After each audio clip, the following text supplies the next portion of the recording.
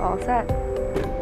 We're wiring up with a hidden camera, heading inside this pharmacy to buy a narcotic. A drug kept behind the counter for good reason. Bottle of Tylenol. The pharmacist is supposed to warn us about risks before handing it over. So, will she? $6.29 is your total, please. In a matter of seconds, we're off. Drugs in hand, no warning. A fail in the biggest pharmacy test of its kind. This week, Marketplace investigates pharmacy errors coast to coast. I went to emergency twice because I thought I was having a heart attack. Disturbing secrets from behind the counter. So you know pharmacists who've had patients who've died because of a medication error? Yeah, like I say, it's everybody's biggest fear that it'll ever happen to them. Why aren't pharmacists doing a better job of protecting people? We reveal an industry dispensing danger.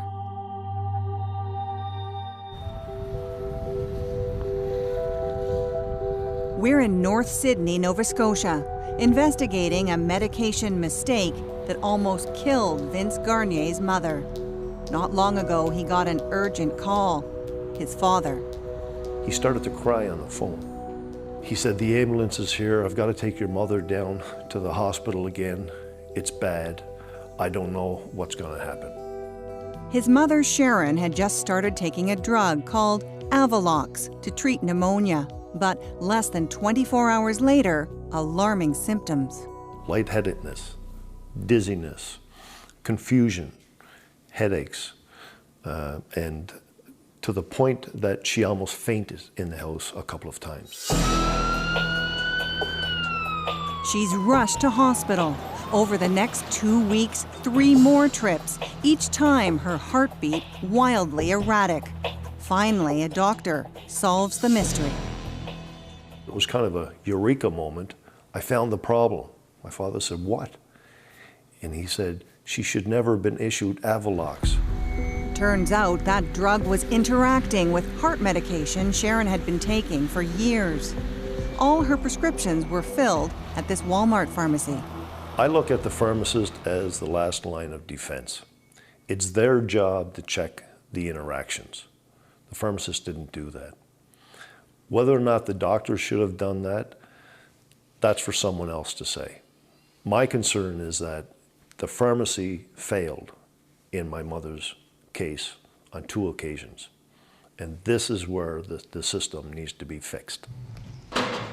We want to know how common pharmacy errors are. So we head to the Canadian Pharmacists Association. Hi, Erica Johnson. Great to meet you, Erica. Jane Farnham. How many medication mistakes are happening in Canada every year in pharmacies? At this juncture, there's no national reporting system, so we do not currently have good, reliable data on those incidents. So we have no idea if a few medication mistakes are happening or a lot? We don't have any reliable information at this juncture to be able to comment. Yep, incredibly, no one knows. There's no mandatory requirement in Canada that pharmacists report the errors they make to an independent body. But even conservative estimates place the number at 50,000 a year. You good to go? What could be going on behind pharmacy counters? We wire up a secret shopper to see whether pharmacists will catch a potentially dangerous drug interaction with a popular medication. Heading into London drugs. In Vancouver, we head into 5 drugstores to ask for Palafer, a heavy-duty iron pill. It's kept behind the counter for good reason. Among other things, it can make antibiotics less effective. Can I get a bottle of Palafer? According to their own guidelines, pharmacists are supposed to ask what other drugs you might be on. If asked, our shopper will say she's taking a common antibiotic. Have you used the iron before? No, I have not. Things start off well at this London Drugs. It's better absorbed on an empty stomach if you tolerate it. If you get too much nausea, then take it with food. But this pharmacist doesn't ask about other medications she might be taking. You can either pay at the cash or upfront, either.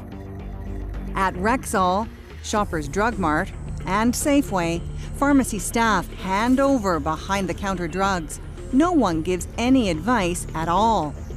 More shocking, not one Vancouver pharmacist at any of the 5 drugstores catches the potentially dangerous interaction between Palafer and antibiotics. Thank you. Pharmacists are making mistakes, but we need to ask, why are they making those mistakes? Are the staffing levels too low? Are they working too many hours? We want answers too, so go looking for insiders, pharmacists willing to take us behind the counter where mistakes can happen.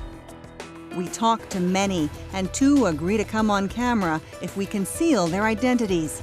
They fear reprisals. Both have worked for major chains. This insider says the public needs to know what's going on. I think they see the white lab coats and the staff back there that they've seen for years, and I think they just think we're the health professionals that we are. And I don't think they understand how their safety could be compromised by all the pressures we're under. Pressure, they say, to fill more prescriptions than ever before. Running a pharmacy today, it's like racing, a race car or any race. They're running at the ragged edge of control. Pharmacies like that too. We're going as fast as we can while still being in control. Are you in danger of spinning out of control? I think we're coming pretty close some days. Pharmacists fill about 600 million prescriptions in Canada every year. Chain stores, grocery stores, big box stores, big companies, all vying for your prescription dollar. It's a business dominated not by small independents anymore, but by big corporations. It used to be, when I started this many years ago, there was a lot of pharmacists in the management of the company. And I think we're getting to a point now where the whole industry is being run by non-pharmacists. That's not good for the industry. Who's it good for? Well, it's good for the companies that are making the profits. Pharmacy, providing health care, patient care, these are all jeopardized. Insiders from several drugstores tell us some corporations that now control the pharmacy industry impose metrics or prescription targets that must be met. Prescriptions per day, prescriptions per hour, number of labor hours per prescription, even ratios of technicians versus pharmacists. If you're using too many pharmacists to technicians, then you're not being very efficient. They'll give you a number to hit, and if you don't hit your number, then you haven't hit your metric. When you haven't hit your metric, now they're going to come in and, quote, help you. Could the drive for profits be compromising safety? We try for weeks to interview the business association that represents most of the major drugstores. They say our test findings are concerning, but won't talk on camera. So our producer pays them a visit. Hello? Hi. Yeah. We're from CBC Marketplace. We'd really like to talk about the concerns we're hearing from pharmacists. Mm-hmm. Are you taping this now? Yes, we are. Yeah. So we're not interested in commenting. We've already given you our comments, so that's as much as we can do. Will you not say any more Can't than say this? any more. Thank you.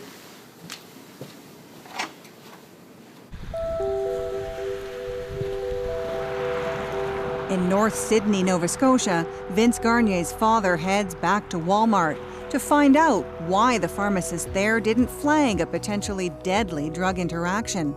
She had a surprising confession. The pharmacist said to my father, it was me. I was the pharmacist on that day. And then she added to my father, I was busy that day. We had several other prescriptions I had to fill, and I should have called the family doctor because I saw the red flags, quote unquote, red flags, but I forgot to call the doctor. So busy you slip up? It's a fear our insiders know only too well. Have you ever ended a shift and thought, I hope I made the right call? Absolutely. Sure. And it's not just one right call. I suppose there's 2 or 3 that stand out in your mind at the end of the day, but you just hope that you've done everything right and you didn't hurt anybody. Have you ever said, gee, I hope I didn't make a mistake? Every day. As far as I know, I've never had a patient pass. I've had pharmacists that I know that have. So you know pharmacists who've had patients who've died because of a medication error? Yeah. Like I say, it's everybody's biggest fear that it'll ever happen to them. Could pharmacists be so busy they're cutting corners wherever they can? To find out, we're taking our test nationwide, sending shoppers out to 9 cities across the country, 50 pharmacies in all. And this time, we up the stakes. Will pharmacists pass the test when we ask for a narcotic? Hi there. Can I get a small bottle of Tylenol 1? Did your pharmacist make a mistake? Share your story and read what others are saying on Facebook and Twitter.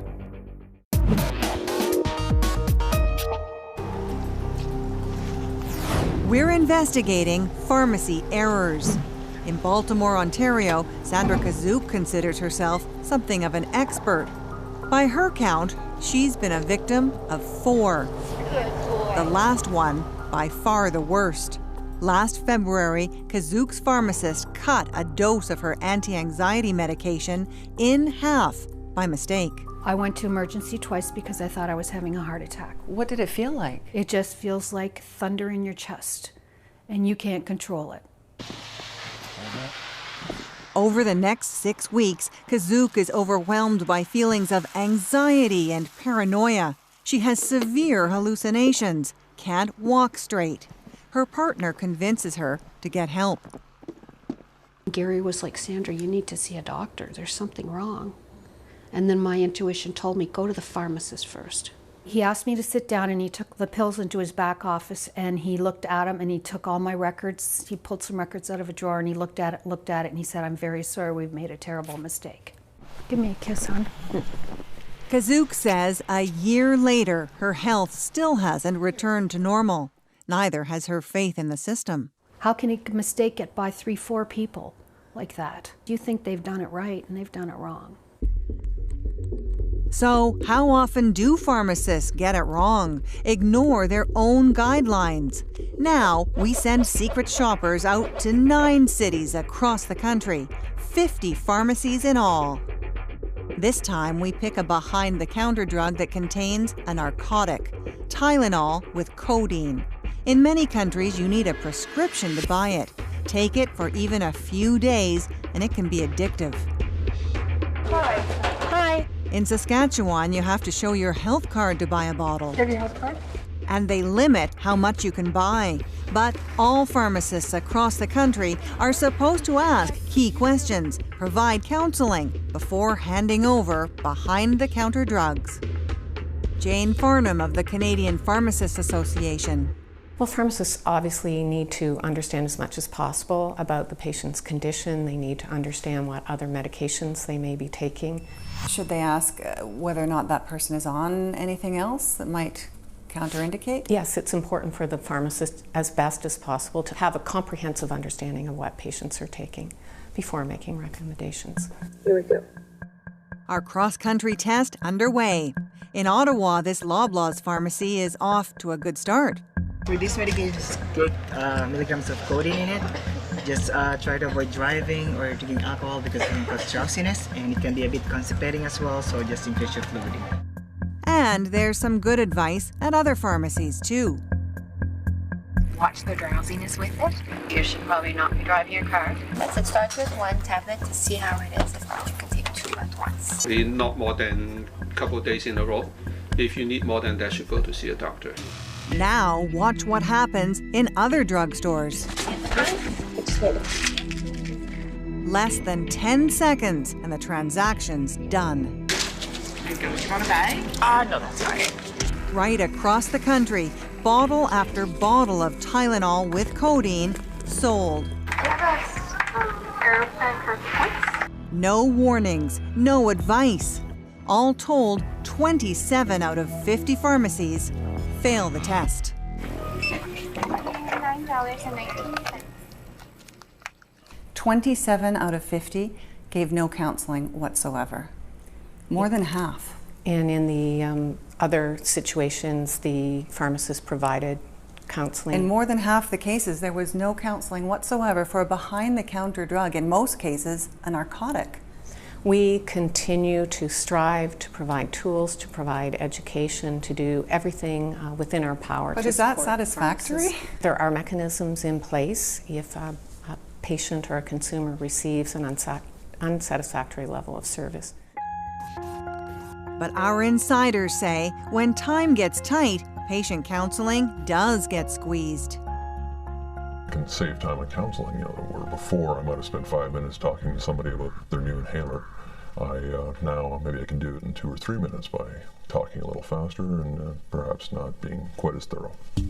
Not being thorough can have serious consequences. We told our secret shoppers to say, if asked, they're on a popular anti-anxiety medication. Pharmacists should warn them that codeine could increase the drug's side effects.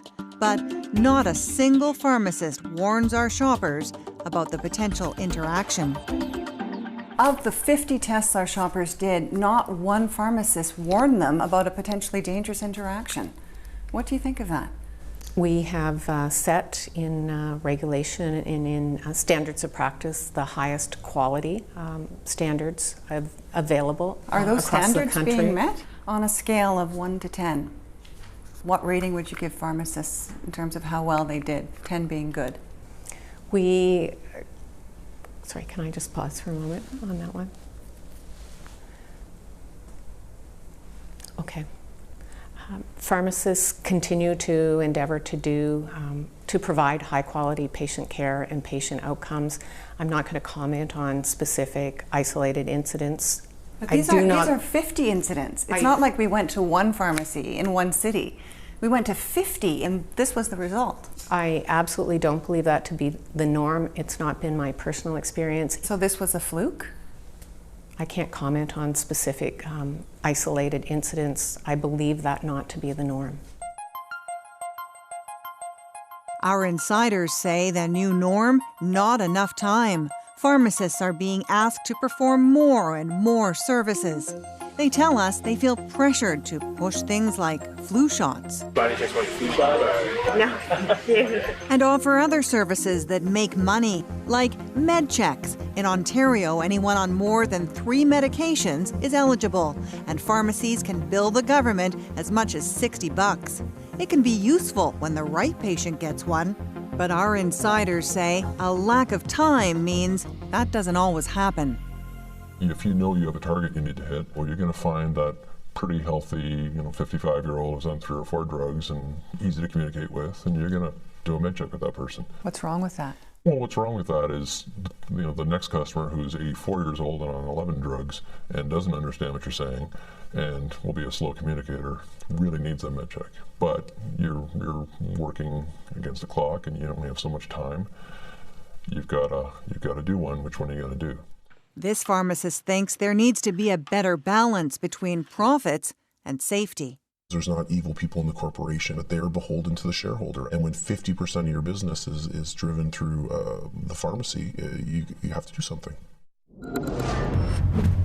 When we come back, They hurt my mother. Vince Garnier takes on Walmart. I can't trust Walmart pharmacy. I can't. Our prescription for avoiding pharmacy errors. Get our tips at cbc.ca/marketplace.